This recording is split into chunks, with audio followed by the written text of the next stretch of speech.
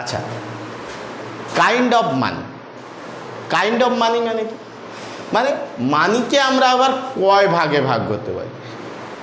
তোমরা মাথায় ভাবে বলে মানি, তাকে আবার ভাগ। মানি তো একটাই জানি, টাকা পয়সা। বাট না, মানি হচ্ছে টু টাইপস অফ মানি আমরা জানি।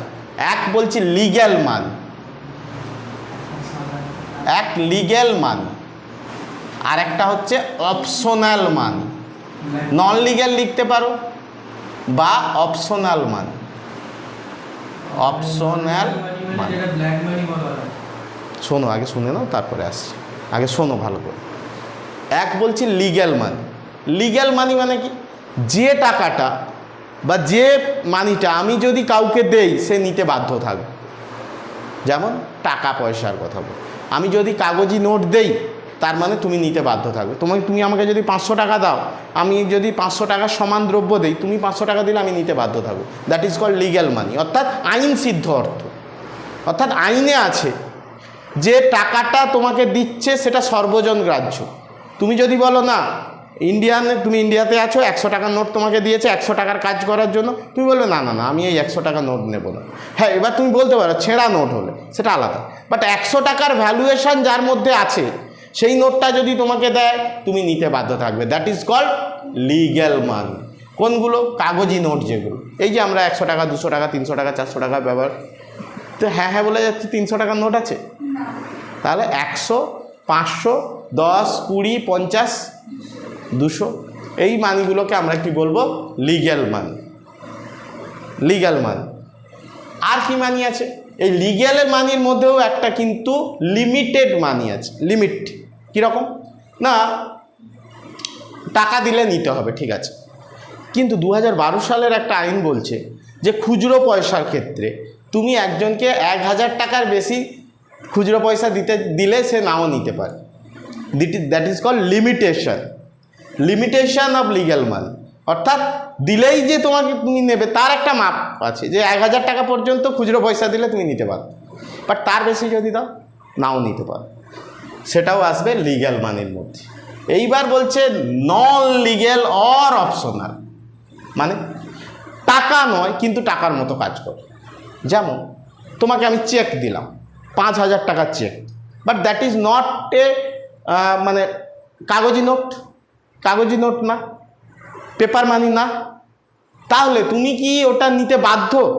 আমি যদি বলি কৃষ, তুমি এই 5000 টাকা তোমাকে একটা চেক দিচ্ছি, তুমি এটা তোমার কাজের জন্য নাও, তুমি কিন্তু সেটা ফিরিয়ে দিতে পারো আমাকে, কারণ আমি বাউন্ড নই ওই চেকটা নিতে। ওর মধ্যে কিন্তু ওই 5000 টাকাই আছে, কিন্তু টাকা আমি যেমন ফেরত করতে পারবো না টাকা দিলে, কিন্তু চেক দিলে আমাকে কিন্তু নিতে বাধ্য থাকবো,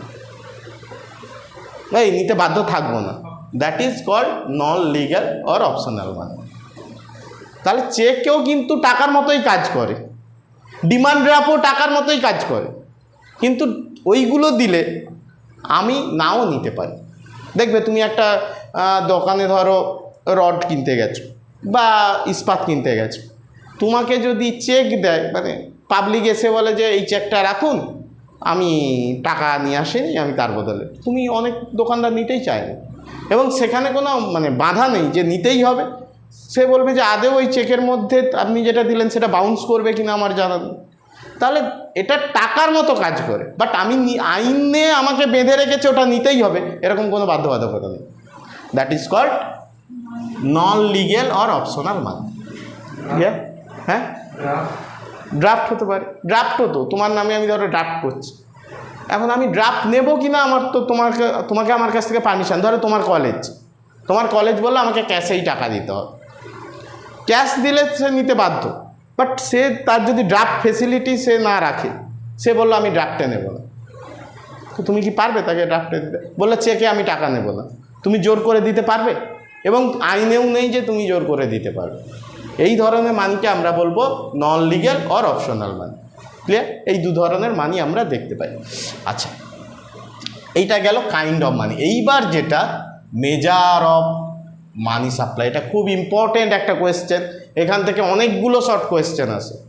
মেজার অফ মানি সাপ্লাই মানে কোনো অর্থনীতিতে, সেটা হতে পারে ইন্ডিয়ান ইকোনমি, হতে পারে পাকিস্তানের ইকোনমি, হতে পারে শ্রীলঙ্কার ইকোনমি, হতে পারে আমেরিকার ইকোনমি, সেই ইকোনমিতে কতটা মানি সাপ্লাই রয়েছে একটা বছরে সেইটা হিসেব করার জন্য রিজার্ভ ব্যাঙ্ক ইন্ডিয়ার ক্ষেত্রে 1966 এবং 67-এ এরকম মানি সাপ্লাই মেজারমেন্ট বলে একটা প্রসেস অ্যাপ্লাই করে, বা একটা প্রসেস তারা মেজারমেন্টের জন্য তৈরি করে, বা একটা টেকনোলজি তারা মেজারমেন্টের জন্য তৈরি করে।